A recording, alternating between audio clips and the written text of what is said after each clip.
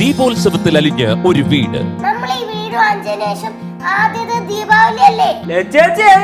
ഇത് നമുക്ക് കളറാക്കണം. ആഘോഷങ്ങൾക്കായി കാത്തിരിക്കുന്ന വീട്ടുകാർ. ആഘോഷം തുടങ്ങിയല്ലേ? പിന്നെ അല്ല. പറഞ്ഞു തീർത്ത കഥകളേക്കാൾ ഏറെ കഥകൾ പറയാനുള്ളവർ. ഇവിടം സ്വർഗമാണ്. അപ്പൊ എല്ലാവർക്കും ഹാപ്പി ദീപാവലി.